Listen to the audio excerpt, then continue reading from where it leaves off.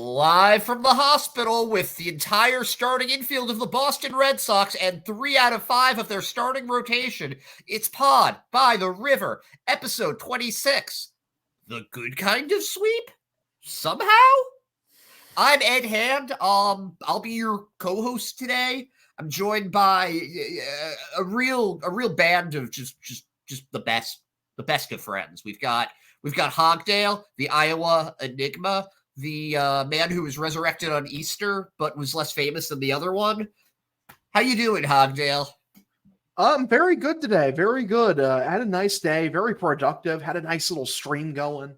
Yeah. Tell me about the streams, because I just thought that you were talking about kind of like peeing with a bunch of other people. That's what I think of a stream. That's what I think of.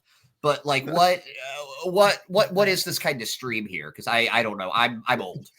Yeah, basically on Twitch, I live stream while the Red Sox game's going on. It's like a watch along kind of thing. It's been really fun. I've been doing it basically every day, except for the days where Metronet isn't actively fucking my internet. So when that isn't happening, I'm live watching the game. But so it's been more often than not recently. It's been very fun. I'm also joined today by the Silver Fox, the Alpha Zaddy, the pride of the Hudson Valley, Ryan motherfucking Brady. How are you doing, you handsome guy? Thank you for that very sweet introduction here. I'm doing very well. Shocked at this weekend's outcome. Just shocked. Things are getting worse and better, which I don't know how that's really possible. Yeah, but here we are. So it's really weird. So normally it's a trio. Sometimes we have a Justin Gonzalez here, but we've actually got a guy who this is now his third appearance with us. One of my unambiguously one of my favorite human beings. I think the vibe king of Rhode Island. It's Stephen O. Smith Jr., plumber extraordinaire. How are you doing, Steve? Dude, I'm doing wonderful. Thank you for having me on once again. I was surprised, to get that DM from Ed. Ed, my name is Stephen O. Scott, though, by the way. Should I say Stephen Smith? I always say Smith. How dare you? Dude. I'm sorry, man. I know it's Stephen Scott because of the baseball player, and I get so excited that you're here. I get thrown off. Dude, it's Stephen A. Smith, Stephen O. Scott. It's hard. I'm trying to make my own name as one of those guys with a middle initial and you know what I mean? Like that name that's recognized on Twitter. So that's what I'm going for. Shout out to Hogdale right now. What are you getting for internet speed? That's what I want to know off that MetroNet bullshit that you're going through. Brethren, I get a 500 megabyte download, 500 megabyte upload. Then why are you getting fucked? Because the thing, brother, okay. So here's what happened. I said this on my stream, but basically I lost my internet because it's fiber optic. So it's a wire, right? Yeah. So they installed it. The wire is exposed. So they needed to come back a week later to safely bury the wire so that it was no longer exposed to the elements. The problem is the motherfuckers who dug the hole to put the wire in broke the fucking wire and ruined my internet. So I lost internet for 3 days because the dipshits whose job it was to protect the precious wire broke the fucking wire. They did the opposite of their job description. So what'd you do in that time? What Dick around? Fucking vibe? Did anybody hear from Hogdale? Has Hogdale been under the radar for the last few days or something? I just assumed he was on one of his in one of those 24-hour Eyes Wide Shut parties that he does every now and then. I just sort of thought that was what he was getting into. So it didn't. He'll just disappear sometimes, come back just with a big old smile on his face, like guess what I did this weekend, guys. Hogdale's tantric sessions. They're legendary. Dude, they're famous. The internet they're famous. It's the best internet I've ever had when it fucking works. It's great. I can stream, no problem, no issues. It's amazing. Hogdale, how you say that to Ed about how internet with Ed who has battled just dude, I need to get one of your fiber cables or whatever because my internet's just not good. I need to plug it in and I have to record in a room that just for whatever reason doesn't get any reception in this house. It's very frustrating. I can't do phone calls from here either. I mean, your area should absolutely have it, and it's way better than normal internet. I'm telling you, it's the same price too. Sometimes even cheaper, depending on the company. Damn. Yeah, Ed, how are you in this scenario right now? You're in a FiOS like hotspot area, aren't you? Northeast. Man, I don't even well know. covered. I don't even fucking No know, 5G man. up I'm there? not good with technology 5G. like at all. The old 2G. Mhm. The old, I think I'm on 1G if that's The a old thing. dial-up. It's like the fucking the Megamind no bitches meme just says no 5G. Poor Edward. Poor Edward. All right. So Sorry. you know this was a good series, and this is a baseball show, so we're going to talk about the good series that was. But it didn't feel like a good series in a weird way. Like the first game felt great. Like does somebody want to take us through game one on Friday? Like what happened after the Red Sox got their ass kicked at Fenway Park again and came into Pittsburgh and just beat the ever-loving shit out of the Pittsburgh Pirates for 3 days? I mean, yeah, I can get it pulled up here in just a second. Yeah, I just remember that first inning, back-to-back homers. William remember- Abreu, Tristan Cassis. The first game was so pleasant. Like, especially like I said, I streamed all these games.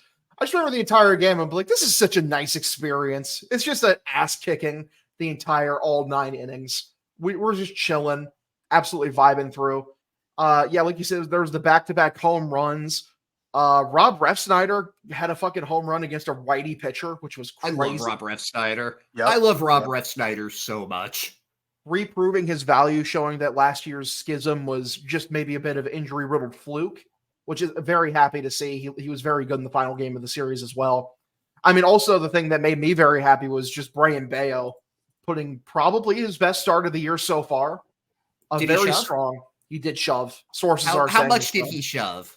He shoved so much there was 6 innings of one hit ball, 2 walks, but both of the walks were to Brian Reynolds, who looked great this series. He was Oh, I'm sick of him. very tough. I'm very sick of Brian Reynolds already. very sick of Brian Reynolds, not a fan. And he struck out 7, which honestly is the biggest development for me. He's striking out at least a batter an inning, which is something that people like we in general like have wanted out of Brayan Bello is, get his strikeout numbers up. His sliders look so good. I thought he really, really trusted it during that game.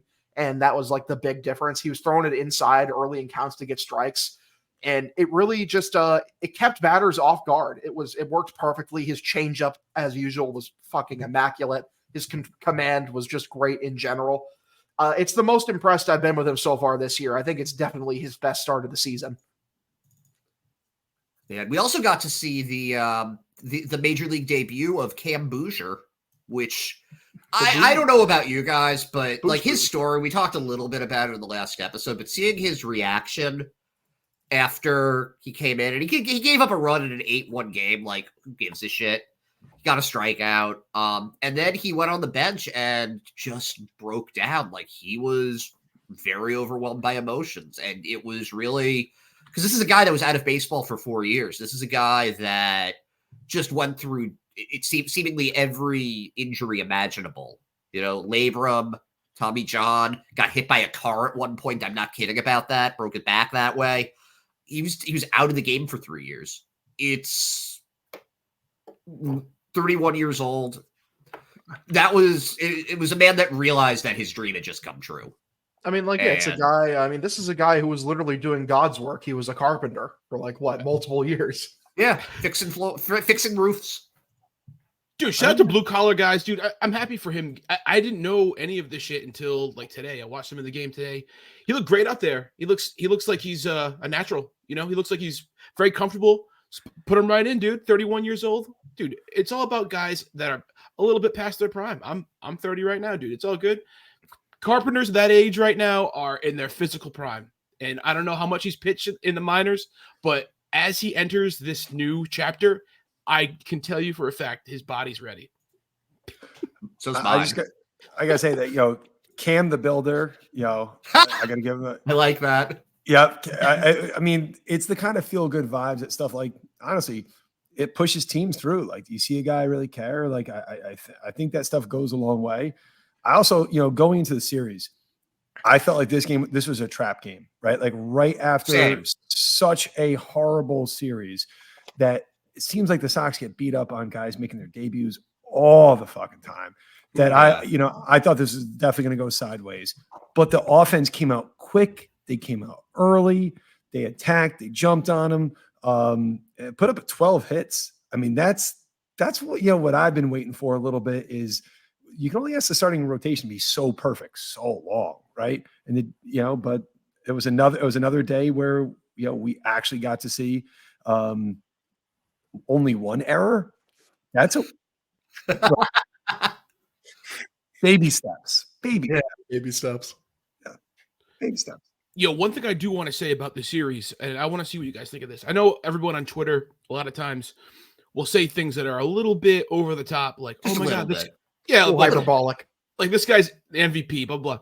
Dude, Cutter Crawford legitimately has a case right now. If, a couple more starts, we're talking about Cy Young candidacy. That conversation needs to begin now, in my opinion. Let's talk about game 2 because there is going to be, we do a picture of the series, and there is legitimate competition between Cutter and between Bayo for this one. So let's go into game 2. Cutter shoved. Cutter also, who seems to always run out of gas around the time he hits 60 pitches, had some really rough, just a rough 4th inning and a rough 5th inning that he had to pitch his way out of. I think it was 2-1 at the end of that. And I was sure he was done after that 5th inning. Hogdale, I loved what you had to say about that 5th inning. So can you tell me what happened there? Yeah, man. As I was watching that 5th inning, I mean, that entire game, like when I was watching it, I was just like, I want Cutter to go 6 so fucking badly because the last game he went 5 2/3, and I was really bummed that Cora took him out. And because again, it's just a thing of motivation, helping this guy get his get his head straight, continue on building with positive momentum. And this week in this start, Cora did what I wanted him to do last time, this time, but it was perfect. He did a great fake out at multiple guys on for Cutter, and you think Cora's coming out and you're like, fuck, he's going to take him out. He's going to get 5 2/3 again. No, what Cora does is he fucking slaps him on the chest. He's like, you get this motherfucker out. You're going to get this fucker out. You're going to go 6. I believe in you. And then he fucking marched his ass back to the bullpen or to the dugout. And what did Cutter Crawford do? He got that motherfucker out. He went 6, and the fucking vibes are immaculate. That's a good manager. That's good management right there. I love that from Alex Cora. Fantastic move from Alex Cora. Big agree there, Hogdale. That was a moment of pure confidence, first of all, off Cora, but also showing how good of a manager Cora really is. He assessed the situation. Sometimes this is what gets lost now, in my opinion, in the baseball world, is where it's all analytic driven and all this bullshit, whatever. Cora going out there and showing, just go out there and get the guy out. That's it. He did it. Now Cutter's got the confidence. This guy wasn't going deep into games ever. He was like partially a relief guy last year. Now this guy's like the freaking anchor of this rotation. I'm all about this Cutter arc of progression, becoming a stud in this rotation, in my opinion. I love him. Hey, Hogdale, you got me thinking of something though. How fucking cool would it be? Like Cora walks out, gives the old fucking let's go get him. But he doesn't go back to the dugout. He goes to the fucking bullpen and he does like a slow walk all the way to the bullpen.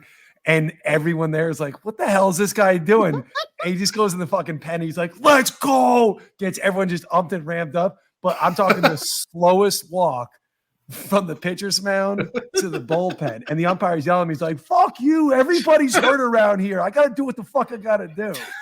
Love it. Love it. I like it. That could happen. I really like it. That still could happen. I'm waiting for it.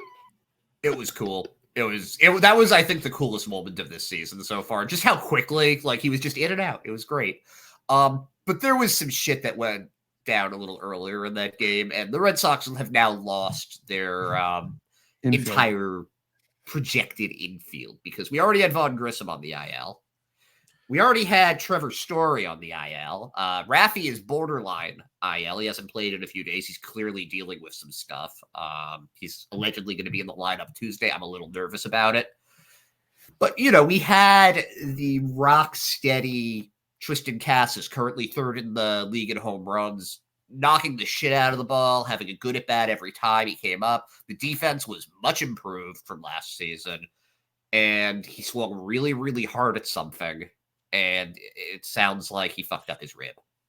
So he's on the IL now. We don't exactly know what it is other than him just being in a lot of pain. Some people think oblique, some think intercostal, whatever that is. But he's going to be out for a bit now. He is on the IL. They bring up Tyler Heineman, a catcher who is on your 40-man roster to be a depth catcher and nothing else. And right they now. actually do not have any position players left on the 40-man at this point that are No way. that are healthy. They're either in the majors or they're on the IL. So something's going to have to give. So I played this game real quick, guys, because we need to put into perspective just how many fucking injuries this team has had. Okay, so let's just go position players. Yep. Today, we got Tristan Cassis, like you mentioned, Vaughn Yep. Grisham, Trevor Yep. Story. Yep. Rafael Devers is hurt. Yep. Who else am I missing right now? There's more. Tyler O'Neill. Tyler O'Neill. Tyler O'Neill. Yep. Yep. Rob Refsnyder just came back. Refsnyder just got back. Lucas Gonzalez? Giolito. Yep, Lucas Nick Giolito. Pavetta. Nick Pavetta. Garrett Whitlock. Garrett Romy Whitlock Gonzalez. and his oblique. Garrett Chris Whitlock. Murphy. Chris Zach Murphy. Kelly prior to the season starting. Dude, it's fucking crazy how many people have Isaiah gotten hurt. Campbell. Isaiah Campbell. Chris Soup. Murphy, I think Brady was saying Chris Murphy. Dude, Brandon Walter. not only like the amount of people that have Ryan gotten Mata. hurt. Yeah, Mata. Kenley Jansen's hurt. We know he is. Oh, he's he's definitely lost hurt. and he's back. He's a lot. We're going to talk about Kenley Yeah. in a second. I know, I I don't know. hate The him amount- right now. The amount of impact guys that have gotten hurt for this Boston Red Sox team is fucking crazy. All three of their best hitters from this season in the last game of the series were hurt and weren't playing. It's crazy. It just the luck. And it's fucking what's even more crazy is that like in every game they're still in it because of the insane quality of the pitching that they're getting. But that's the thing. That's why a team like Cleveland has been competitive despite not really developing any hitters other than Jose Ramirez. They always have good pitching. And if you have good enough starting pitching where you're leading 2-1, you're tied 2-2, you're down 3-2, you can win those games if your guys are playing hard enough. If you have a good manager, if you have fast guys, if you have young guys, and if you have a little bit of luck, you can win those games. And that's what we've seen. We've seen when they're playing badly. We saw that entire homestand. We saw what they looked like. And let's not pretend that the Pirates are world beaters right now. They're as cold as any team I've seen. But it doesn't matter. You have to win these games. And they swept a team that technically has the same record as them. And now they're a 500 team. That's worth a lot, I think. I think that the coming in there and winning this series after that homestand, losing your best young player in Cassis, in my opinion, and just kind of scoring 6 runs the next day, like Cassis It's not bad. going down genuinely hurt my soul. It really me did. too. Because It's been a while, he's like one yeah. of those guys that I tune in for like every day. We're like Oh, yeah. when Tristan Cassis hits a home run, that's the most excited I am the entire game because I love him that much. And like it's gotten to the point like hinting a bit at game 3 a bit. After Cassis goes down, the lineup they put out for game Oh my 3, god. dude, I didn't think it could get worse than like the last series lineups.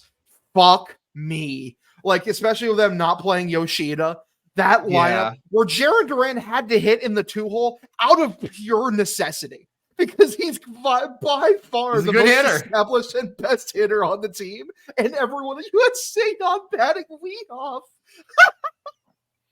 Hey, Dude. but it worked. It worked. But let's go back to game 2 no. real quick because yeah, I was a little surprised Yoshida was out this game. In part Who's because he doing had a good? really good game too. Like he had a very clutch 2-run homer. He had a total gift double in there. But The first game I think put he him was on the what, bench like 3 at for fantasy. 4, 3 for 5. Drove in some runs. Like it's the bat's starting to wake up a little bit. I think he's up to 250. He just needs to get going. So it's like, I don't know why they took him out. Maybe it was because it was Martin Perez in game 3, but that was a pretty key part of the game 2 there was Yoshida's 2-run homer. And then there was also the aforementioned Kenley appearance where he struck out the side in order and was hitting 95 on his velocity. It was the best that he's looked all year. Anybody have anything to add to those highlights for game 2 here? Can Go ahead. Kenley play short? Raffy can. Raffy 2, I mean. Rafaela. But no, Kenley cannot play short. Okay, I just had a question. That was all. Yeah, no, it was a good question. Where are you at with Yoshida now, Brady? Because I feel like last week that was, that was a tense discussion, and I'm just wondering where you're at after he had he did what you wanted. He had a couple extra base hits, drove in some runs. I've said this before. I'll say it again. I don't know why Connor Wong likes the negative abuse from me. I don't know. I mean, it's not my job to understand it. So if Yoshida needs it too, and obviously he does, I got it. Listen, I'm a Red Sox fan. What I have to do to motivate my guys, I'm here for it. He had a good game. Great. But one game a season does not make. So am I impressed? Nope. Do it again. Do I? Yep. That's it. That's it. I saw nothing. I didn't like it at all. Get better. What's the safe word? What's the safe word with all of these guys for you? Nipple. Huh. It's very That's just not a word that you use a lot, like regularly. I mean, not when I'm like, cooking dinner or something like that. Yeah, like, you kind of have to work that in. I mean, Not just letting the nips fly. no, we can't do that. No, well, nipple. It's not nips. Nips is fine. Oh, yeah, nips. I wouldn't even. I just keep going harder, right? I would know. But I feel like that's an encouragement, right? Like, I don't know. Now you're confusing me. Yeah. So whatever these guys need, I'm here for it. But I gotta be honest with you. I'm very upset. You know this because I feel like I was so late to get on the Cassis train. You know what I mean? That I was starting to get like choo choo. Like I was like, like you get it. You get it now. Yeah, I get it now. And I'm like, I know where this season's going, but I'm on the Cassis train. Like I'm on it. And then I was like, oh, that doesn't look good. Right. Like, yeah. Brady, this is a problem because this happened with Story also. Yep. You were starting to get on. You're like, man, that defense, the bat's going to be good. Things are looking up for old Trevor Story, and he's hurt. So maybe the key here is that you just have to hate everybody. I just can't publicly say I can't endorse anyone now. That's what it is. Like on the inside, I know who I'm rooting for. But damn, like, yeah, I'm either the negative beacon of hope or I am the total kiss of death. That's it. Yep. Unfortunate. To be fair, as soon as I say anything nice about players, they also immediately get hurt. Like O'Neill got a concussion right after I said that a healthy Tyler O'Neill is a beautiful thing, and then Rafael Devers is like, hold my beer. Yeah. God damn it. I can't believe Devers is hurt. I'm looking at this team right now. What happens if one more guy gets hurt? My mind can't process this. Also, I took an edible an hour ago, but what's supposed to happen? Like, we're going to lose a pitcher? We're going to put someone on the 60-day DL? What's going on? Story's already on the 60-day. Who else we got? I think they'd have to move Mata and Walter are probably the next candidates to go on the 60-day. But even then, like, you're going to run out of guys eventually. Like, you might have to kick off Jolie, which I would not hate. I'll throw a parade. Yeah, please. Is he on the active roster right now? Is he up right now? Jolie's still on the team. Yeah, he gave up a homer yesterday, brother. Yeah, he did. He in that game, he let them get back into it. It was 4-1, and then it was 4-2. Ed, wasn't Kenley a catcher originally? Yes, he was. So, I mean, all right. Listen, if he has a bad back just from like sleeping, do you really think he can handle catching? Yeah, you're old and you can't even sleep. You're like, damn, I get hurt in sleep. I mean, yeah, you really do know you're cooked as a person. Like, God, I'm fucking sleeping up. Like, Jesus, man. Like, oh, how'd you get hurt in the gym? You're like, nah, no, like, nah, brother, rolled over a bit wrong in it. I blinked funny. Is he going to blame the Red Sox off season for that too? He's like, maybe. The mattress would be much softer. The emotional distress from the Red Sox offseason led him to forget to, buy the newest sleep number bed. Yeah. I've just been so tense all the time from it. I just carry my tense right in my back, right in the low back. They're like, all right. You got to Kenley credit, though, that the game in game 2, he was the most dominant I've seen since last year. He looked like his old self again. Yeah. Maybe he's gotten over all the early season injuries and, Nick's. Yeah. Kind of that and kind he's of like, stuff. He's also like, oh wait, we're 13-10. Like maybe we can compete. Maybe we are good. We're 13-10 with this many injuries. Like, In fairness, I did actually say before it came out, first time, here we fucking go. He's going to blow it, whatever. So like for the first time, I gave my, because the second Kenley signed on the dotted line, I was like, oh my God, we have a closer. You love Kenley. You love a good closer. But now I realize Kenley also likes the dirty stuff. So now here we are. They make me do this too. I don't get it. I don't write the rules, Ed. I don't write them. Ryan Brady, unwilling dominatrix. It's done out of necessity. He doesn't do it because he wants to. He does it because he has to. He stepped up when needed. Every day before Red Sox games, fucking Brady listens to the song Venus and Furs by the Velvet Underground in order to gas himself up for what he's about to do. And he picks up that whip. 12 people total in our audience get that reference, by the way. Yes. Yes, but you made their day. You absolutely made their day with that one, so let's go to game 3. That was earlier today, and it was old friend Martin Perez, and Red Sox beat the hell out of him. It felt like they could have done, the damage could have been a lot worse. They kept on having guys on base. They knocked him out before the 5th inning was over. And Cedar Rafaela, as you said, was in the leadoff spot out of necessity. I believe it was Cedar, Duran, Snyder, and Wilyer Abreu. And you know what? It fucking worked. They scored 6 runs. Snyder had a nice RBI double. Cedar got a walk to start the game off. Never seen that. He had a hit. Yeah. Reese McGuire had a pinch hit, clutch bloop single to make it 4-1. Wilyer Abreu had another 3-hit game. Just works. I believe it was, so he had a 3-hit game in the first game. He went 1 for 2 with 3 walks in the second game, and he had another 3-hit game today. He's seeing the ball very, very Or it might have been 2 for 4. I think it might have been 2 for 4 because I think there was an error in there. But still, multi-hit games, getting on base all the time. Made some really good plays in left field.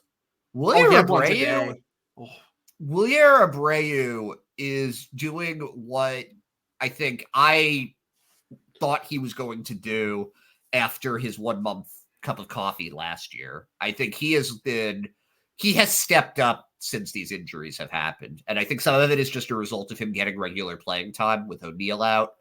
But he's looked like a very good player. I believe his average is up to 280. I think it's like a 390 on base percentage or something. He's got some doubles in there, some home runs. His arm is like, damn, he's got an absolute rifle for an arm. I think he's going to be what a lot of people thought Alex Verdugo was going to be.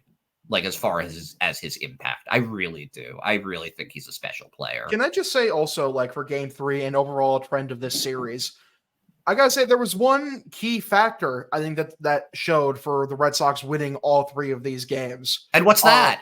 Who was playing shortstop, guys? Remind me. It was Raffy. Yeah, the other one. Yeah, Raffy too. Little Raffy. So yeah, it's crazy. You have a dude who can play the position of shortstop at shortstop, and suddenly the defense doesn't look all that bad, guys. It's almost rock solid. It's almost like good enough to win. It's almost like you're all screaming this from the fucking rooftops. I thought you were supposed to be smarter than us, Craig. You know who else, though, has looked good defensively besides Cedar? Bobby. Bobby D has looked good at third. God. He's looked good at first. He hit a double in this series. The man got a hit. Let's the go, man had Bobby. a couple of RBIs. He drew a walk. I believe his average is up to a whopping, what was it, like 0.39? 38. 0.38. Listen. He's played good defense at third base. He's played good defense at first base. I don't give a shit anymore. If he's got to be here, at least do the little things like that. And he has. So I'm not going to hate on Bobby right now. I'm very happy with the defense. Dude, is Bobby low-key jacked? I was looking at Bobby. Oh, yeah. No, he's always been jacked.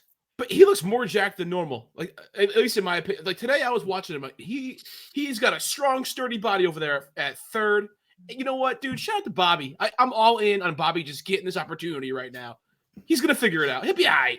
He'll be all right. You know, the funny thing about Bobby today is I felt bad for him because at the plate, he got hosed in back-to-back plate appearances by called strike threes that were not fucking strikes in the slightest.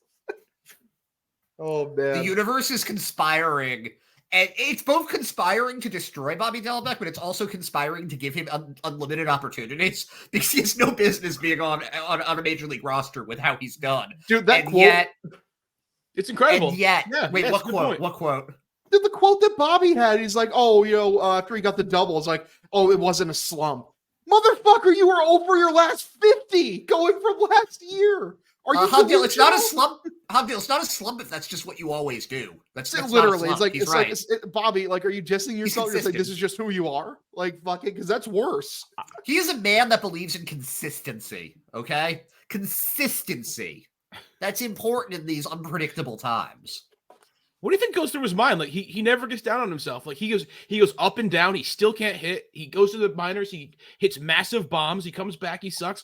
I wonder what his is going on in that brain. You know? I think he's a real himbo. I think that there's nothing but air going on there. That's like actually not a bad thing. It's like he's a service dog that's missing both of his back legs.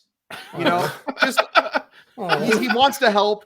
He wants to help. He's got a positive attitude, but People he just like doesn't him. have the full ability to do it because he's a bit lacking in certain departments. And it's talent in the poor service dogs that he can't go fast. He's missing both of his back legs, sadly. I just had a thought. Like, Did you? Like, I don't want to be a conspiracy theorist. Like, I don't want to be that person. No, please do. However, right? Somebody in the Red Sox front office has to really see, like, are they Bobby's dad? Like, is he only here because they're like, my son's got to play, right? Yeah, Nepo baby Bobby. Right, like somebody like Nep Bobby. Yep, He's a Nepo yep. Bobby. I don't know if it's Craig, right? I don't know if it's Henry. I don't know. Like, I don't want to throw out names, right? Even though I'm throwing out names, right? But maybe BOH, a little bit. I don't know. We don't know much. He is very mysterious. We don't know a lot about him. Right. Oh, maybe now we do. Maybe now we do. That his son sucks at baseball. Wow, That's what I think. Because that's the only reason. That's a good conspiracy. We're gonna send it out there. Let's do a little. The biggest conspiracy is that the Red Sox lineup had 5 guys who should be in AAA today. And yet, that's the conspiracy. They won the game, dude. On another do that. And they didn't even have a starting pitcher today.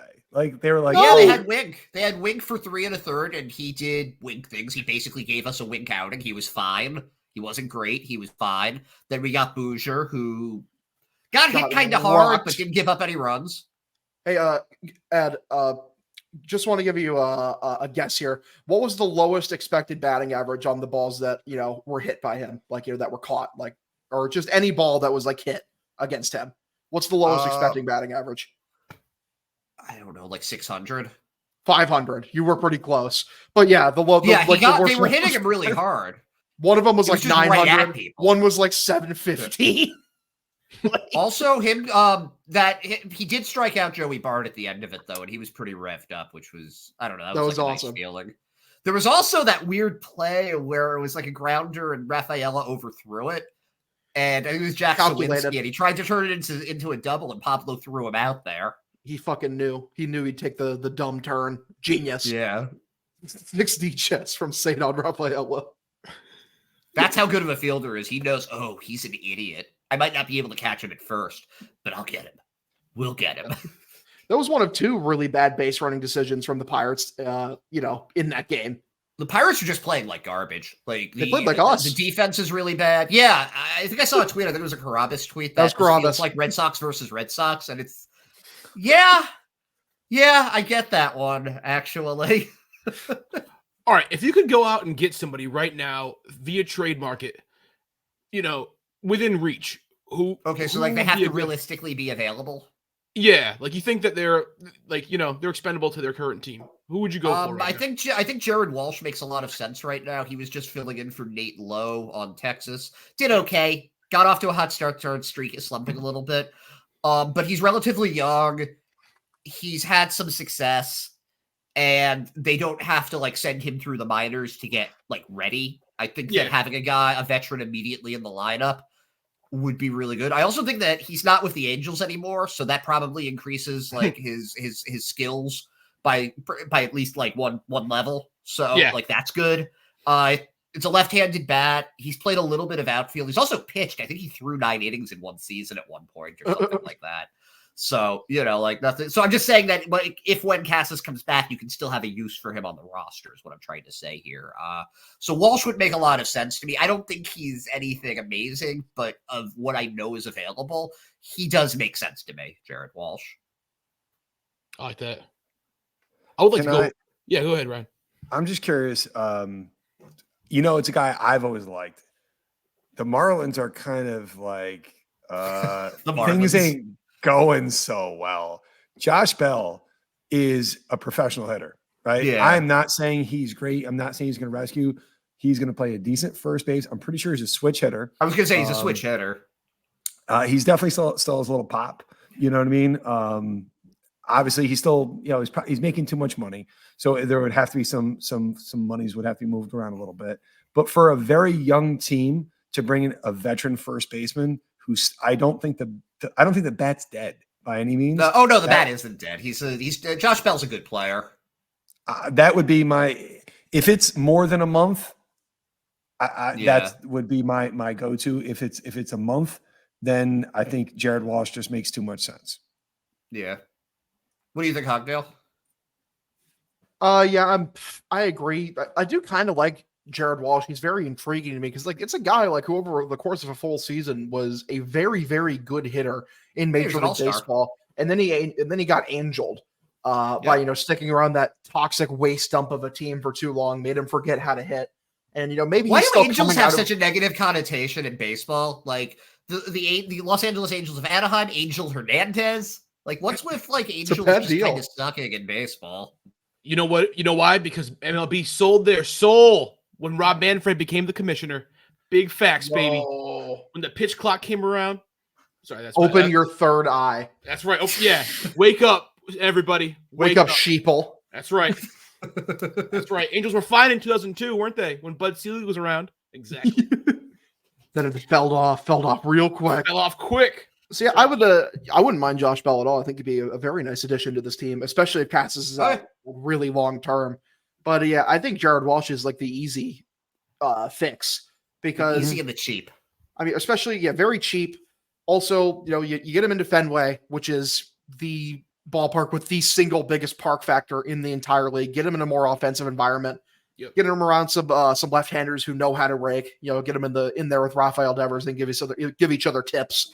And they might be able to resurrect his career here. Who knows? But I like Jared Walsh a lot. I think he intrigues me. Yeah, I saw that Walsh tweet from you, Ed, and I was like, yeah, that makes a lot of sense. Love that Josh Bell thing, too. I was hoping, too, for someone like, you're not going to believe it, but Tim Anderson. That Marlins team's going nowhere fast. And I know Rafael is doing good at shortstop, but having just any infielder at all would be nice, in my opinion. I like to have Tim Anderson right now. I like Anderson, and he's a right-handed bat. Yeah. I don't think that the personality issues are as bad as how they were made out to be with the White Sox, but I don't know if they need Anderson as much as they need an actual first baseman. They do need, because first base right now, you've got Bobby there, who I would prefer not starting ever. You've got Pablo Reyes, who is 5'7". You've got Rob Refsnyder, who played his first game, and I was at this game for the Woo Sox. He played the game at first base, and he looked fine, but he hasn't done it in a while. You just don't have very many options that can actually play the positions, so it's sort of that's going to mess up things for a lot of people. You saw Pablo. There's a big difference between having a 6'6" killing machine with his own gravitational pull in Tristan Casas and having a 5'7" allegedly Pablo Reyes there. It's just not as big of a target. Speaking of small ball players, before we go into that. Oh, I was saying, what was the logic behind Pablo Reyes playing first today? He knows how to. Fuck it, they had him there. Yeah, they had him there. They like Bobby better at third, and Pablo's done it before, I guess. But I did want to say just one thing from my notes that I wanted to say. Emmanuel Valdez has the same energy as Gimli from Lord of the Rings. Let me look him up. Yeah. That I can't. I thought that during a game, and I cannot get the thought out of my head now. I do. I see it. He's actually been really good with runners in scoring position this year. Funnily enough, he comes in clutch. He has like the most hitterish, like 154 batting average. I feel like he doesn't have bad at bats. They just never result well. Literally, it's a bummer. Valdez is a guy where I'm just so sick of him being here. We need Von Grissom back so bad. We just need a real everyday player at second base. And he has been playing the field there. He had 2 hits yesterday. He's still a ways away. I would bet it's probably going to be about 2 weeks until he's back, unless like he really feels awesome. But he's looked all right with AAA. Hey Ed, I know you hate playing this game, and this was not my idea. I can't. Okay, let's do it. Put it out there. Yeah, let's do it. A name that makes way too much sense. The dollar amount in today's Red Sox landscape is not prohibitive. JD Davis. Yeah. The Oakland A's are going nowheresville. Right. Bobby Dahlbach there could play every single day. Obviously, you'd have to give more than Bobby to sweeten, but I don't think you're giving up anything that's going to ruin your future plans for JD Davis. So, in theory, I would not mind this. Can I tell you the problem, though? Okay. He's on the IL. God. So he's gonna fit in perfectly around here then. Yeah. Hospital socks. Let's go. Damn it, man. Well, is it serious? Is he okay? Is he sick? It's 10-day IL. I only know this because I have him in a lineup in fantasy. And I was like, that's hilarious. Shit, when I saw they can that, work on the I don't know the trade now. specific. You know what I mean? Like start putting the building blocks together. Yeah. I don't hate it. I don't mind if you can get Jared Walsh for next to nothing. I think I'd rather they do that. But Davis isn't bad. I'm going to push back on that. The way that people are getting hurt, you actually need to get both, right? Because, because you're assuming way too much help from everyone else. Like right now, Wilyer Abreu needs to settle the fuck down because the Grim Reaper's coming. Like you need to keep it down. Oh, it's like that meme with like the Grim Reaper at like each door. Yes.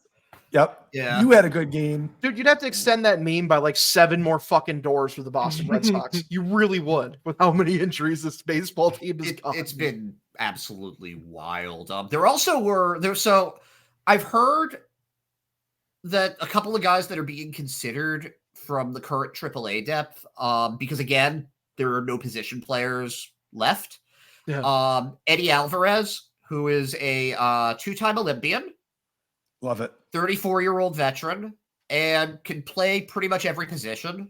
He was an Olympian for baseball and also for speed skating, silver medalist in both of them. Also, really fucking nice guy. And maybe it's just because we both have Eddie names, but I've had some good. I've always enjoyed talking to him in the clubhouse there. Really nice guy. The other guy is Dalton Guthrie, who I don't know, Brady. Do you remember Mark Guthrie? Yeah. That's his son. That's his son. He's an outfielder who can also play the corners. He's been in the majors a little bit with the Phillies last year. He's played some center field this year for the Woo Sox.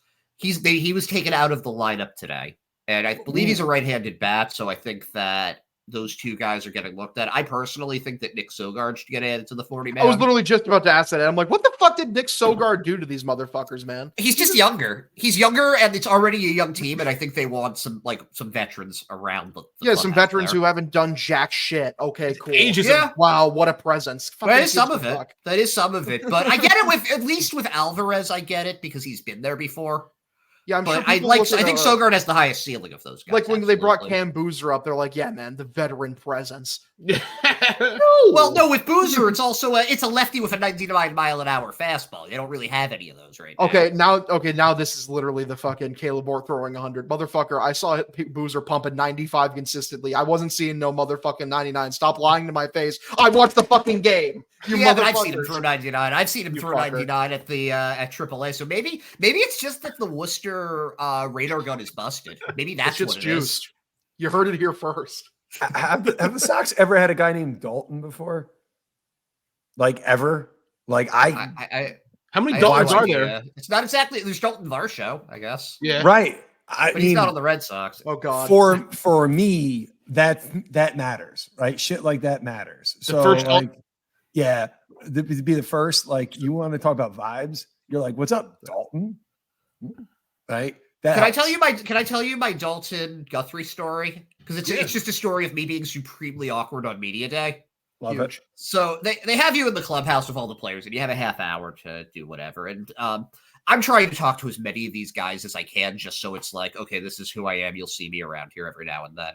And now I have heard of Guthrie, and I have heard of Guthrie because I am fairly obsessive about the statistics and career WAR of Jewish baseball players, and there aren't that many of them. We're not exactly the most athletic people. So like when Kyrie Irving was trending, that next to Jews, I felt like, oh, that might be a victory for us. I don't know. It wasn't. Wrong. But I go up to Guthrie, Wrong. and he was like, hey, it's nice to meet you. I'm Dalton Guthrie. And I'm like, oh, I know who you are. And I know what your WAR is. Whoa. What'd he say? He said, really? And I was like, yeah, I track every Jewish player's WAR. I have a big spreadsheet that has all of And it. you need to open with a fucking qualifier. Oh, no. What did he? No. How did he respond to that? Was he cool or is he like? Actually, he was like pretty nice about it. He was like, oh yeah, how do I stack up? And I was like, Poor Ed. Poor Ed. it's not as bad as it was with Ryan Sheriff. Yeah. It's not as bad as it Jesus was for me with fucking Sheriff Christ. last What happened to year. the sheriff? I kept on running into him in like random places, and it was always just like a very tense, like, oh hey, it's you kind of Oh, no. conversation. But I mean, he was intense though. Ryan Sheriff was very intense. And without the qualifier, he could have taken that one of two very different ways. Look at me! Too. Look at me! I don't Okay, know. he knew. We what don't this was stereotype about. anymore. It's the year 2024. That's right. No, you don't, but we do. You know, we know what each other look like. Yeah. You know, like we have built-in we Judar. God. But it wonder is how many appreciated that you don't, Hogdale. You're a I bigger wonder man. how many That makes you a people- bigger man.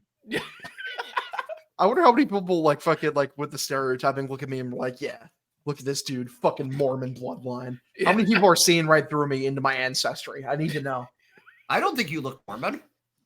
But I don't Good. know what Mormons look like. Like that. Handsome? Yeah. I don't know. I mean, Objectively handsome? I don't know. I just Like think they it's a might bad- pass out if they get an erection just from blood loss? Listen, Ed, I'm just saying. I think it's a bad look of like, you know, just if someone came out who was not you, being like, "Yeah, man, I know what Jewish people look like." I just think it Yeah, wouldn't play well. but that's the thing. That's I can just do me. that. Right, but I can do that with my fellow Jews. We're allowed to do that. Cool. it would be so great if he was like, "Yeah, but I'm not Jewish." And you're like, Oh, then I was like, but my research Yeah, said actually right. didn't have one Wikipedia told This me. isn't a new thing for me. This isn't a new thing for me. This is like, you got to understand, there are so few Jewish athletes that we're really into like whoever manages to make it to the big leagues. And I love David Eckstein as a kid because he had that like thrifty skill set and everything. And like he didn't really have any power, but he was a good fielder. He did all the little things well. I got the chance to meet him. We were in Anaheim. I was with my dad. And I go up to him and I go, Mr. Eckstein, you're my favorite Jewish player. And he goes, I'm not Jewish. And he's not. He's not. But we all this was 2002. So, like, the internet, we didn't really have access to this stuff. You Like, saw we didn't know. Steve We and just you're like, assumed. Whoa. Yeah. We just And that assumed. is- So you have to You look must it have up a lot. beforehand. You have to You're look it up fucking- beforehand. I love that. That's a great So- story. Yeah. Poor young He Ed. must have done a lot though. He must have, you know what I mean? Yeah, no, he seemed really annoyed. Like he's sick of this shit. Like Yeah. he's just tired of people saying this to him. Because I am sure it happens. I'm sure it still happens to him. This sucks. So like now the internet, you check up on it. Like I want it. Yeah. Like no, don't. Like you just have to go whatever your gut says. You just walk up and you just say, like, let's test the theory. You know what I mean? That's what I want Yeah, to say. no, I mean, now it's kind of inexcusable. There's literally a website called Jew or Not Jew that is surprisingly not as anti-Semitic as it sounds. It's run by Jews. Because again, we're really into knowing what each other is up to. And you can find out that way from Jew or Not Jew. If just type it into your Google. We learned maybe some don't things look today. up some of the links that you'll get there, but It's You know who's my like, favorite? I'm gonna die. Ed, you know who my favorite Jewish outfielder was when I was growing up? Sean Green. Adam Stern. I remember Adam Stern. He was also Canadian. Oh, yeah. That's right. That's right. Yeah. Yeah, also Canadian. I thought you were going to say Sean Green because that's who everybody says. No, Adam Stern was your boy. Gabe Kapler. Remember Gabe Kapler? Kapler was awesome. Buff as shit. Oh yeah, and he had a Loved tattoo, me and some that was a big deal. Remember he had a tattoo. Yeah, as it turns out, he can't be buried in a Jewish cemetery, but also this is tomorrow's Passover, so this is our Passover episode apparently. Let's go. Who else? Euclid? Yuke's Jewish. Yep. Uke. Ian Kinsler. Really? Yep, Ian Kinsler. I mean, there's like the obvious, like the Hank Greenbergs and Sandy Koufaxes. Ryan LeVar few other- Way, much more iconic than those. Yep, those LeVar Way. Yep, actually observant LeVar Way from what I know. No way. That guy on the Braves, Max Fried. Max Fried. Wow, Max Fried, that's he's right. Jewish. I would never have guessed. Yeah. So anyway, David Epstein? This episode is not turned Jewish. into. Not Jewish. I love that this episode has turned into how many Jewish athletes can we name the episode. Yeah. There's got to be more. There are definitely more. There It's just like this is just another page in the continuing chapters of my life. Yeah, you really don't understand how much we know about this. Like this is. Yeah, it's a whole thing. It's there's the Jewish Hall of Fame, like specifically for Jewish baseball players. We're really into it. No, I That's didn't all know I'm that. saying. No. I think it might be on the internet. I've never been to it, but it's like a real database thing anyway. Yeah. So do we want to do superlatives, or do we have any other things we want to talk about with this series? Let's go. Superlatives time, baby. All Sox right. are 10-3 on the road. Yep. And I believe they're 10-2 when they don't make any errors. But why don't we just not play home games anymore? That's a very good point. Because John Henry wants to make money. Fuck him. What if we take a page out of the A's and we just play at Polar Park? That's our home game. That'd be great. Right. They'd hit 1 billion home runs there in the polar vortex. That'd be awesome. That'd be cool, right? All right. Yeah, it'd be super cool. Road Warriors. Love it. All right, so let's do this for our superlatives for the series. Who do we have for hitter? Steven Scott, who's your hitter of the series? My hitter for the series, let's see. I'm going to say Wilyer Abreu. I was very impressed about how professional he was this weekend. He was getting a lot of hate on Twitter. I don't watch all the games. I try to. This past weekend, I only watched today. But I keep in touch through Twitter and through ESPN Fantasy Baseball because I'm obsessed. Huge. And Abreu had a couple multi-hit games this weekend. And you know what? He's just blossomed me into that dude. Just a dude that's going to play. You had a point earlier. We're getting what we wanted out of Verdugo from Abreu. I'm so glad that choice was made. A clear line in the sand. All right, we don't need two Verdugos. We'll just use this Abreu that should be Verdugo and let the original Verdugo go die with the Yankees. Because Verdugo, when he sucks, he fucking sucks. I'm glad he's gone. Salute. I don't even care. I've seen a couple highlights and I'm like, dude, thank God that guy's not a Red Sox anymore. Fuck him. Fuck that era. I'm out. So All right, so we've got a vote for Wilyer Abreu and also a negative vote for Alex Verdugo here. And I have his Brady, jersey. Who do you have, Brady? It's Wilyer Abreu. His batting eye was so fantastic throughout the series. Stepped up in a huge way. You've been saying it, Ed. I told you he's good. Yep. He really did need everyday at bats, to get it going and stepping up when more and more are dropping down like flies. He's standing tall and he had a heck of a series. He did. All right, so that's 2 for Wilyer. Who do you have, Hogdale? Williers definitely a deserving vote, but personally, I am going to go with the guy who I was extremely impressed with this series, which is Rob Refsnyder. This man did something I didn't think was possible, which was hit a home run off of a right-handed pitcher. I couldn't believe it. He's never done that before. He has, but not in forever. And then also today, he was doing his typical lefty axe murdering activities. So I was very impressed by Rob Refsnyder. Also very good in the field. If he is this good for a bit here, it's going to really help alleviate some of the losses we have, especially with on Tuesday, Raffy and O'Neal finally coming back. So yeah, I will go with Ref. All right. Well, I actually really appreciate the Ref argument here. And also his defense has been fine. Like his Oh, defense has been pretty good. He's been batting third. It's a good presence there. But I'm still going Willier just because I think he did a little more, and the walks are just so nice, and it's just nice that they have a guy, if Cassis is going to be out for a while, that can see a lot of pitches like that. Just a halfway decent hitter. Just a halfway decent guy that could just make it at bat last. It's great to see. Just once in a while, someone just to stay in the box for a fucking minute and make the pitcher work. Thank you, Willier, for giving us hope. All right, so Willier takes home his first player of the series.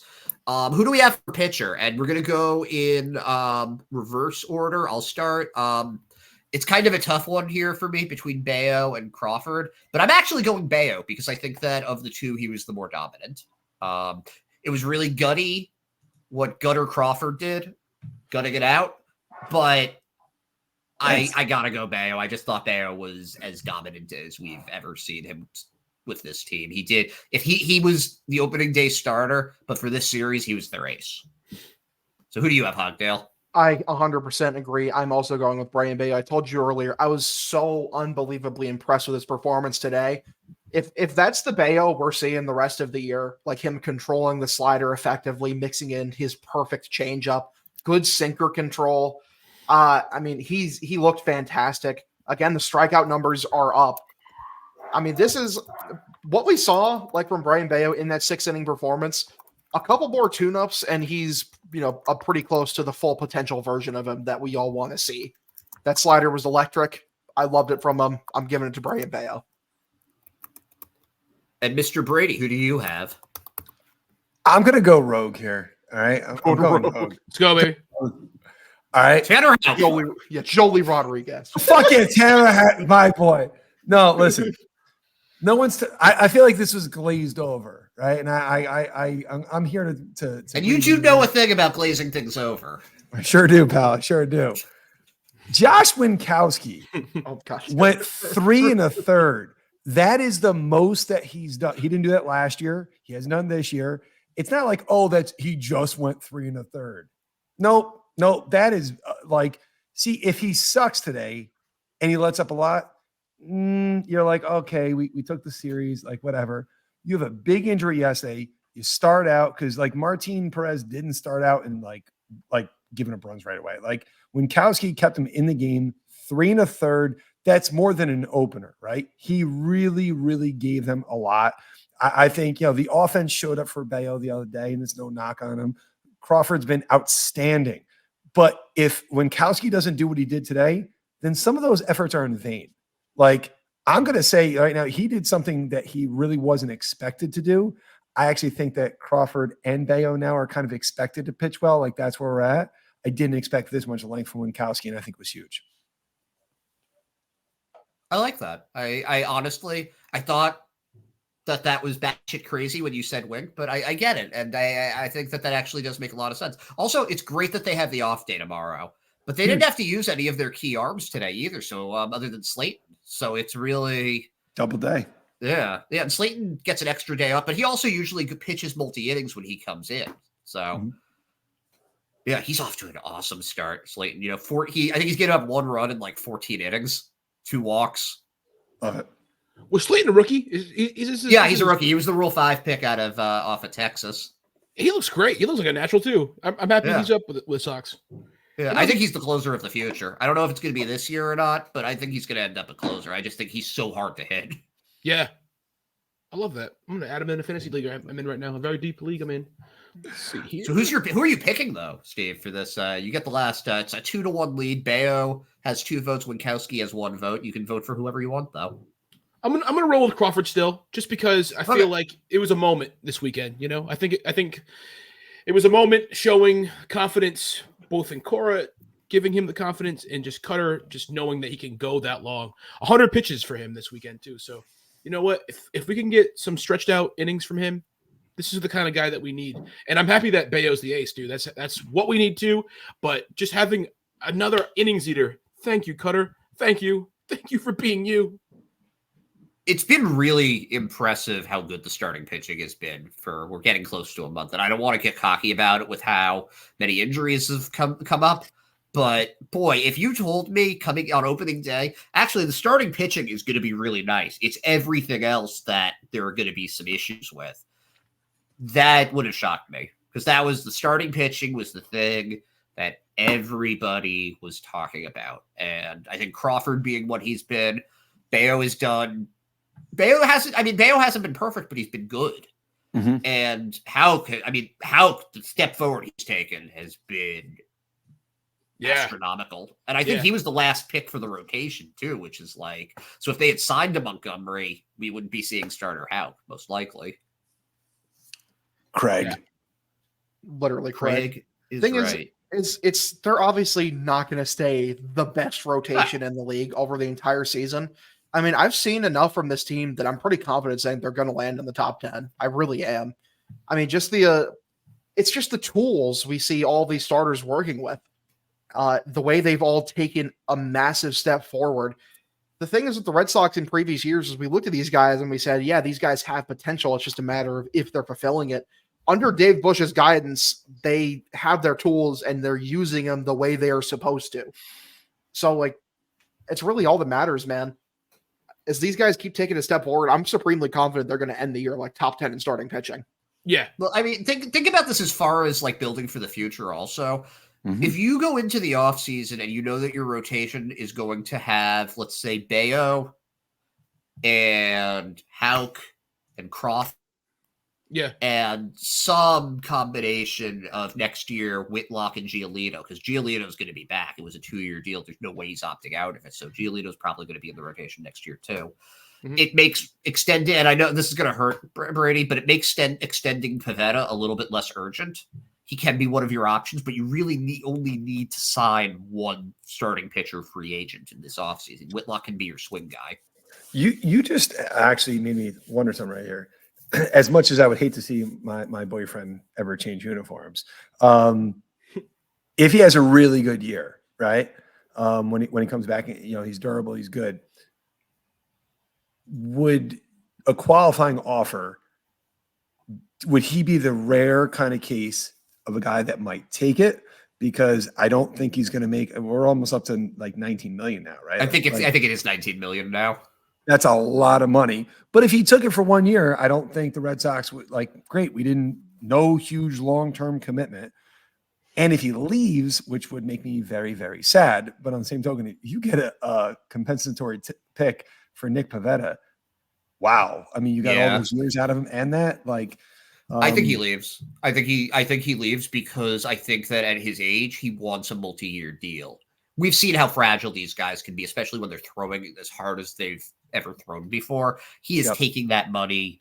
He's taking the guaranteed contract. I think that the longevity of it would be much more important to him than that immediate one. But I think you have to offer it to him if he has a good year. Like good pitching is really hard to get these days. We've seen that over the years. So, but also we've seen that those draft picks, that's what Roman Anthony was. Right. Yeah. So we've seen what you can get from those. If Nick Pivetta, nets you that, not that I would ever want to see him leave, but I'm saying if that's a heck of a tenure in Boston. You know what I mean? So we're going to go to our third regular feature, our third superlative. Hogdale, what is that superlative that we're going to talk about? Oh, dude, it's the war criminal of the week, where in regards to the war criminal of the week, I award someone a big old stinky poop sock. Ooh. This thing's packed with shit. It's tied up. I'm ready to sling it. Just matters who am I slinging it at.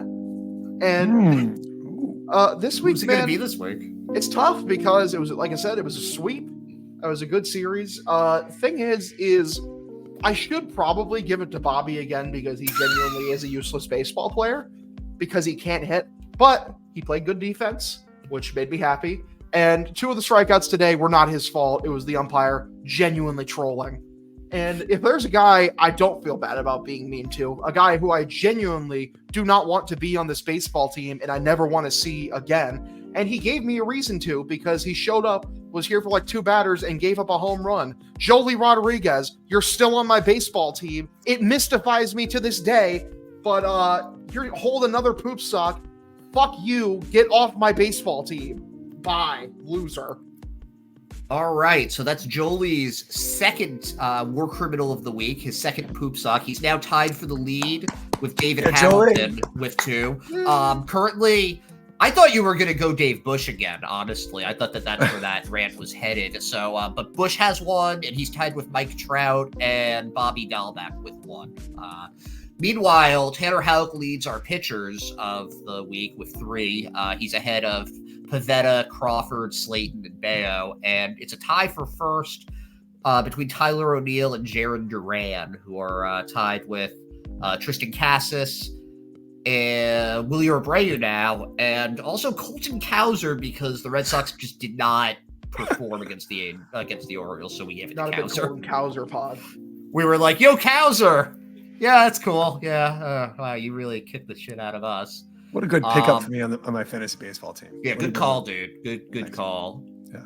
All right, so that's that. That's going to take us to our next segment, our next regular segment. And we did it last week. We're going to do it again because it's a slightly different group. And let's be real, I just like hearing you do it.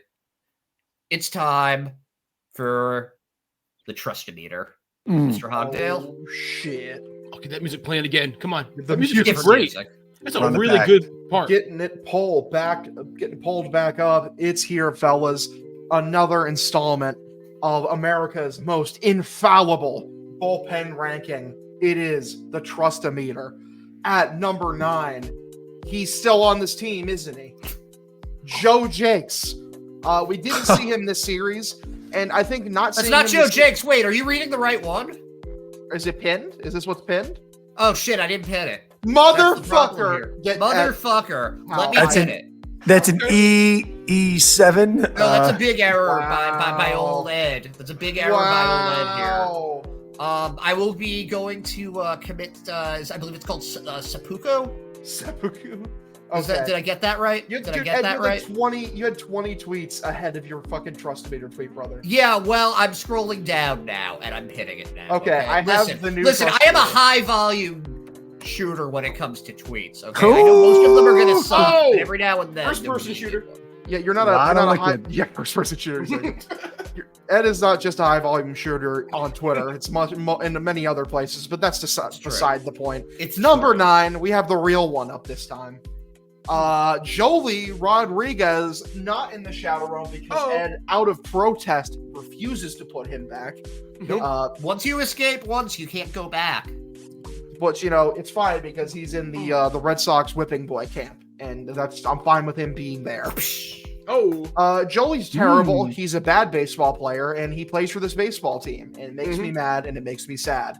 Yeah. That fact that anyone in this organization ever thought that it was worth keeping him up in order to not have Brennan Bernardino should maybe be biblically stoned.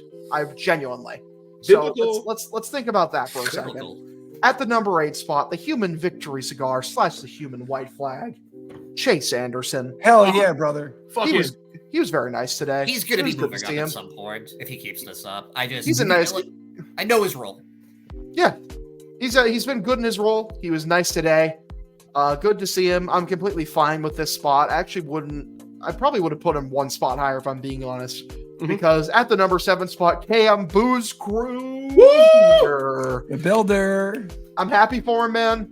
He's a carpenter, blue collar guy. That clip of him after his first appearance was very beautiful, very touching. But also today, he got fucking rocketed, but he got lucky.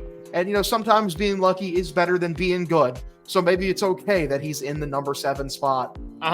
In the number 6 spot, again, kind of showing how deep this bullpen is right now. Josh Winkowski, who had a very good outing today, going Wingster. 3 innings. I think he's only had one and a half really questionable outings this season. I think he's been, for the most part, very, very good. Yes, sir. But what's up? Yes, sir. Okay. Yeah. All the vibing is funny. Just to me. agreeing, yeah. Yeah. Okay, so it's good to see him. At number 5, we got the grumpy old man. We got Kenley Jansen, who I think actually, if what we saw in Game 2 holds up, will be rocketing back up this list in short order because he was dominant in Game 2. Looked like last year's Kenley Jansen. Was pumping 95 pretty consistently with the cutter. Pump it. Located a few very nasty cutters. Nasty. So yeah, I like Kenley Jansen here in the number 5 spot. At number 4, I say number 4, but Ed Hand, the absolute goofball that he is, labeled it. There's 2 number 3s on here, Ed. Are they? Ah, shit, motherfucker. You. My mistake. Maybe they're tied. Maybe they're tied. Yeah? Oh, it's not a bug. I think it's a they're tied. feature? Well, why wasn't there a T dash? Sure, let's just say it's not a glitch. It's a feature. It's not It a should bug. say It's a T feature. dash 3, Ed. It's a bug. Okay. Don't So, tell me yeah. how to trust a meter. Well, fuck you can't do it properly. Okay, number 3. Distrust. Baboo. Baboo. Baboo. Brennan Bernardino. Oh boy. Is amazing. I love this man. I love this man so much. He's been incredible in every single appearance, and I'm happy that he's this high on the trust-o-meter. Burn it down. At actual number 3. At actual number 3 is Greg Weiser. I like this guy too. He looked very good today. He was very Why very do you say that? unlucky. Very unlucky his last 2 outings. And he came back today, showed it was a fluke. Pitched very well. I like him in the number 3 spot. Fluky. Number 2, Chris Martin. Woo! Acting Full play. consistent. The Gray Fox. Yellow. Full play. I've loved Chris Martin. It's just he's very boring because it's just like, yeah, he's really good and he deserves to be number 2. And I like seeing him in the number 2 spot. And at number 1, keeping his spot atop the trust meter, had another immaculate appearance today. Justin Slayton, the closer of the future. We really got this guy in the Rule 5 draft, LMFAO. What were they thinking? The league fucked up, and we benefited from their fuck up. So thank you, Justin Slayton. That was today, April 21st edition of the Trust-O-Meter, brought to you by my everlasting existential dread. Oh, Hell yeah. dying soon. I like the ad that was- boys. I think I like pretty the good. ad I think libs. that was good. I think that was good. That was I really like- good. You guys reminded me of Prime Migos with the ad libs. Yeah. Once the ad lib started flowing, it was like that was a good song. It's really Yeah. good. Like spoken word. Get right with you. What a good beat. Catchy. Yeah. Catchy. It's an earworm. I think what that's called. We should have auto-tuned that shit. Hell yeah. It's a good idea, man. For real. So you were talking before. I want to get this in before we go to our preview of the next series. What's up with A-Rod? Because you're talking about doing some A-Rod deep dive. So can you just give some people some context about A-Rod here, Steve? Yeah, I'd have to right now. I just got a reply, and this is the danger of like getting any traction on Twitter these days. Is that if you say anything that you believe, people are going to tell you how wrong you are. So I got a reply, and I don't get many replies from people I don't know. So I'm trying to figure out how I'm going to reply to this guy. All right, this is the dread I have of Twitter, because I love tweeting, but I worry about offending people. But People are assholes on Twitter too. They really are. Especially when you're not trying to kick up dust. You're just trying to have an opinion. But, Yeah. but so my little opinion today, after the gummy set in, and after I went on a YouTube rabbit hole of Alex Rodriguez today, I said Alex Rodriguez was the greatest douche in sports history. Guy deserves to be in the Hall. I went to the Hall of Fame this past weekend, and I was inspired. This is where this came from. He deserves to be in the Hall of Fame just so we can always remember how important it was hating him. Hate for him was truly, and I probably was being hyperbolic here, it was not the only force, but hate for him was truly the galvanizing force of the 2004 Red Sox, LMFAO. And that was my tweet, okay? I want to know, Hogdale, what do you think of that tweet? I mean, I think it's a very true statement. And I mean, I've been a big advocate of the Hall of Fame being a complete and utter fucking joke of an institution. The fact that Alex Rodriguez isn't in, I'd say it made the institution delegitimized and a joke, but that'd be a lie because they already did that because Roger Clemens and Barry Bonds, the greatest baseball player to ever walk the face of the fucking earth, Barry Bonds is not in the Hall of Fame. Yeah. I totally agree with that, and I think that in our lifetime that will change. I think all those guys will get in. I think it was apparent to me after going up there. They have enough memorabilia that recognizes the steroid era. They got McGuire's jersey, Sosa's jersey, all that shit, Bonds, all this stuff. So a guy that really gets no play, in my opinion, which I hate A-Rod too. Still to this day, I can't stand the guy, but hate's a strong word. But I do believe that, like, I mean, when you look back at those times, like, you think about how A-Rod was, first of all, on the Mariners with Ken Griffey Jr., and his ego was so big, he forced Ken Griffey to ask for a trade. That was because of A-Rod. What could have been? You have that. Okay, then he goes to the Rangers, and he was such a douchebag on the Rangers, he ends up asking for another trade. And he almost was traded to the Red Sox for Manny, as we all know, all that shit, right? And Nomar. Thank God that didn't happen. Revisionist history, that would have been terrible. So at the time, remember how that felt when the Red Sox didn't get A-Rod. We don't know all that shit behind the scenes. But back in 2003 or whatever that offseason was, remember how bad that felt when the Yankees end up getting him. Now he's on the team. Our hatred for A-Rod was so through the roof.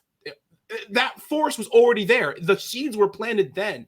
And then a punch in the face to Veritek was almost like written in the stars. That shit, there was so much hate for that guy to begin with. He brought it on himself. That's where I'm coming from with that. I don't think that was the only reason that they won, but I think that was the 2003 loss, the heartbreak of that. It was all a perfect storm. So A-Rod being such an enormous douchebag was part of the reason the Red Sox won that series. And also another take I had in this, and I want this gummy's still hitting me, as you can tell. But one more thing I had to say about A-Rod, the contract demands that he demanded for himself. He wanted the biggest contract possible. This is what I was watching earlier. And he told the Mets that if he was to sign with the Mets, he'd want more billboards than Jeter in New York City. That's impossible. How big is your ego? Yeah, how big is your ego? Like that can't happen. But that big ego was so big. And if you remember, A-Rod and Jeter were always kissing each other's ass. Back when A-Rod was on the Rangers, they'd be like slapping ass, having fun, all that shit. Then when A-Rod gets traded to the Yankees, for a little while they were friends, and then for so much of that there was tension there. A-Rod was such a pain in the ass to every team he went to. His douchery cannot be understated. And also he's one of the greatest players ever. He might be top 10 ever to play the game. But it's funny how we can't talk, like, no people that really watch baseball, we can't like give him his flowers for being the biggest douche. I think he deserves the douchebag Hall of Fame trophy. Can I also just say that him wanting more billboards than Jeter, he was correct, because he's fucking 10 times the player that Jeter ever was. Well, true. I'm sorry. Like, yeah, it's a joke that he had to play shortstop in New York. He's a way better shortstop than Jeter ever was. He's a way better player than Jeter ever was. Derek Jeter's a Hall of Famer. Alex Rodriguez is a inner circle top 10 player of all time kind of guy. Absolutely. There's fucking levels to this. He was better. And listen, like, yeah, it's a history. We like how things worked out because the Red Sox broke the curse.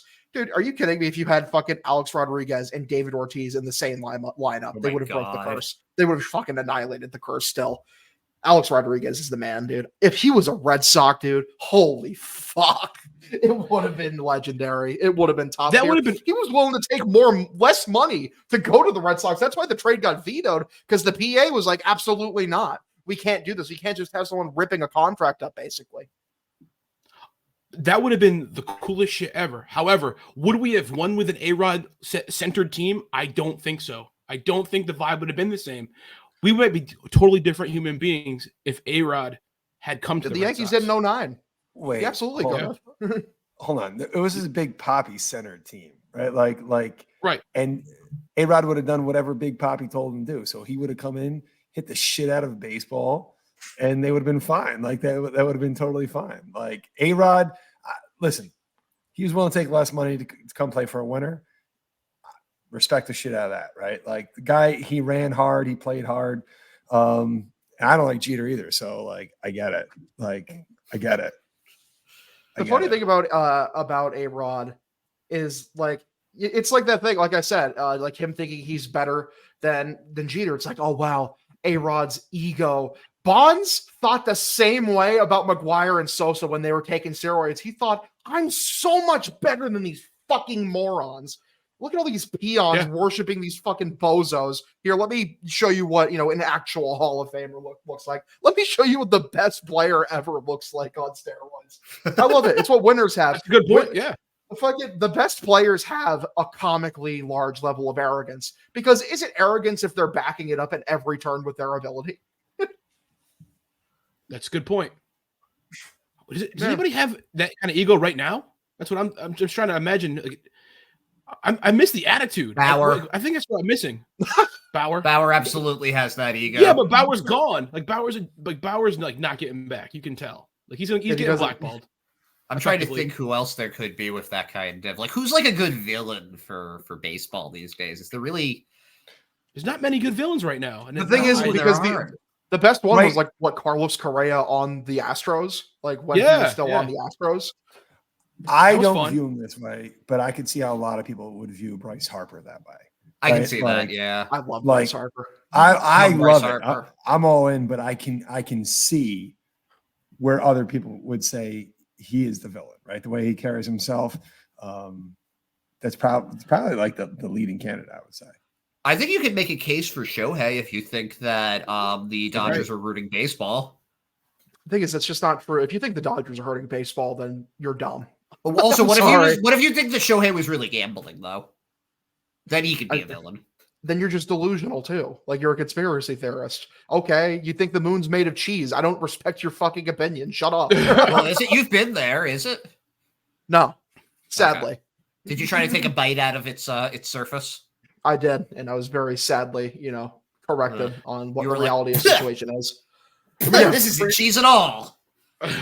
Remember Fernando Tatis for 10 seconds was the big villain, but they got hurt. Squashed that. He fell off a motorcycle. They kind of squashed that narrative too, didn't they? For a minute it was damn, he was suspended and he did that thing. He's busted his wrist on that bike. This guy's a douchebag, and then now it's whatever, we forgive him, which I'm happy about. I like him. That's because the problem with making Fernando Tatis Jr. a villain. The reason they were able to make him a villain is because he wasn't playing. The big problem with him being a villain is you watch him play. He plays with so much joy, and he's genuinely one of the most fun guys to watch in the league. It's how can I dislike this guy? It's a good point. Fuck it, he's making the craziest fucking plays I've ever seen in right field. Go ahead, Brady. I got a name. How about Wander Franco? That's the name we can all get behind. That's universal, right? I mean, right?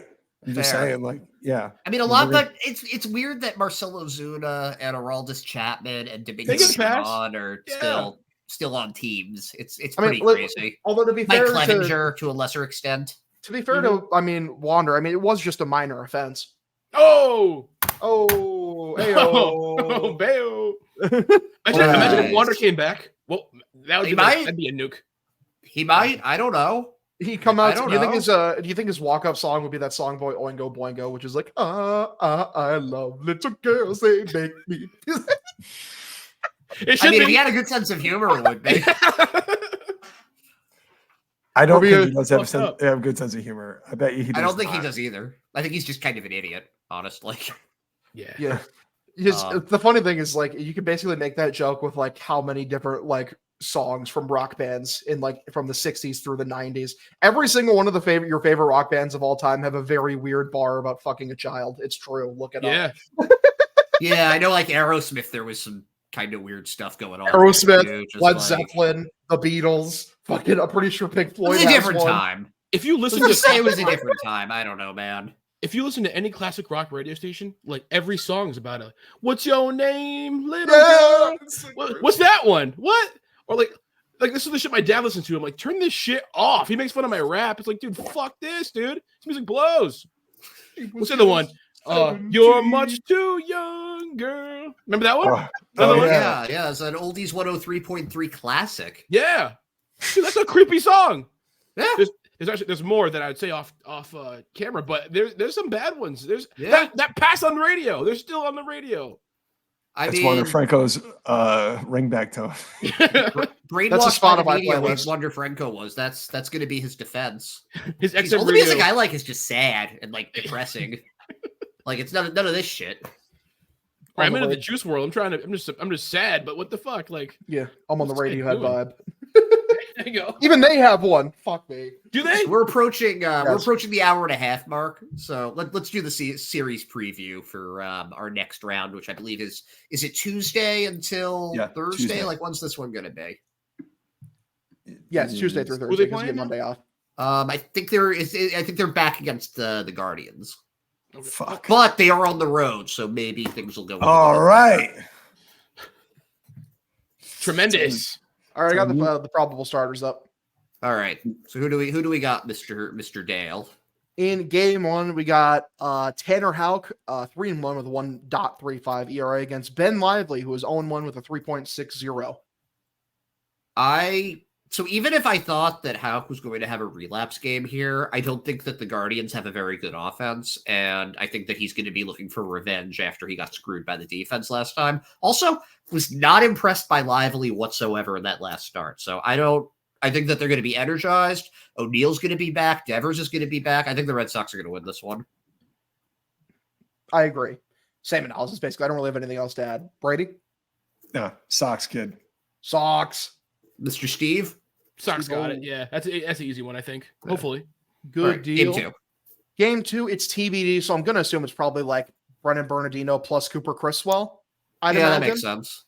Well, there's an off day in it, though, so I think that, like he said, I think it's going to be, I think it's going to be Bayo, isn't it? If there's an off day there, like, how does the rotation line up? Right now, it's Bayo and McKenzie's slated game 3. So that's why it says TB. I think that they said, I don't know why I thought they said that Cutter was going because of the, I believe, I think it's going to go Houck to Bayo to Cutter because they had the off day in between. Hey, fair enough. Like, it could just be wrong on the thing here. So, but I'll take the Sox again. I don't even give a fuck. Fuck Carlos Carrasco. I thought he looked hittable last time.